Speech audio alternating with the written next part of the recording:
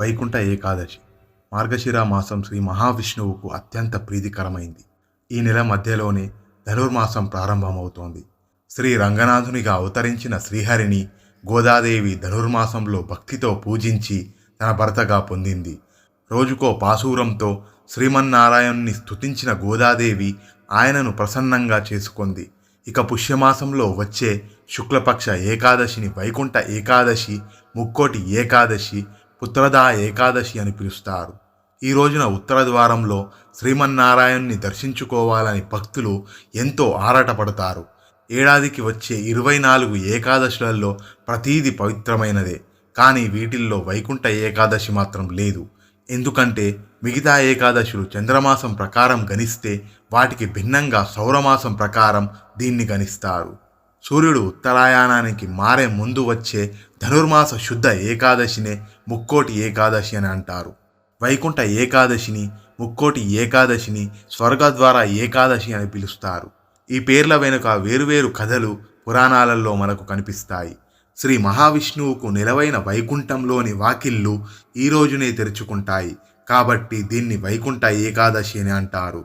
దక్షిణాయం ప్రారంభం ఆషాఢ శుద్ధ ఏకాదశి నాడు పాలకడలిలో యోగనిద్రకు ఉపక్రమించిన నారాయణుడు కార్తీక శుద్ధ ఏకాదశి రోజు మేల్కొంటారు.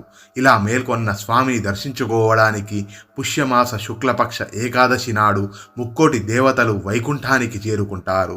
అందుకే దీనిని ముక్కోటి ఏకాదశి అని పిలుస్తారు. దక్షిణాయంలో చనిపోయిన పుణ్యాత్ములకు ఈ రోజునే స్వర్గంలోకి ప్రవేశించే అవకాశం కల్పిస్తారు. కాబట్టి స్వర్గద్వార ఏకాదశి అని అంటారు. మురాసుర సంహారం.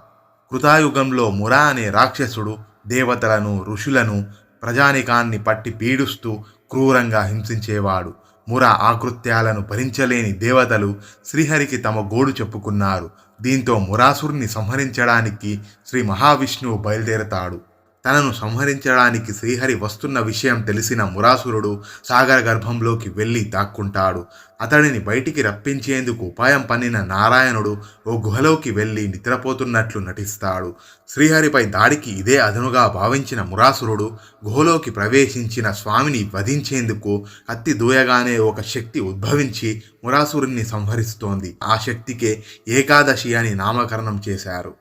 వైకుంఠం వాకిళ్ళు తెరుచుకునే పర్వదినమైన ముక్కోటి ఏకాదశి నాడు సాక్షాత్తు ఆ మహావిష్ణువు గరుడ వాహనంపై 3 కోట్ల దేవతలతో భూలోకానికి వచ్చి భక్తులకు దర్శనమిస్తాడు. మనిషి తలపై సహస్రార శక్తి ఉత్తేజితమవ్వడం కోసం కూడా ఉత్తర ద్వార దర్శనం భక్తులకు శుభప్రదం. లీవుగా వైకుంఠమైన తిరుమలలో కూడా ఈనాడు శ్రీవారి గర్భాలయాన్ని ఆనుకుని ఉన్న వైకుంఠ ప్రదక్షిణ మార్గం ద్వారా భక్తులు నడిచే భాగ్యం లభిస్తోంది.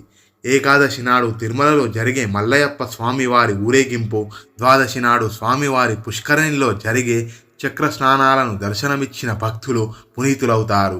వైకుంఠ ద్వాదశి నాడు ముక్కోటి తీర్థాలు స్వామి పుష్కరిణిలోకి ప్రవహిస్తాయని భక్తుల విశ్వాసం. ఇది వైకుంఠ ఏకాదశి ప్రత్యేకత.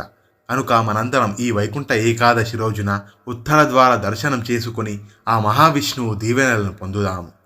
మరో వీడియోలో మళ్ళీ కలుద్దాం. అంతవరకు సెలవు.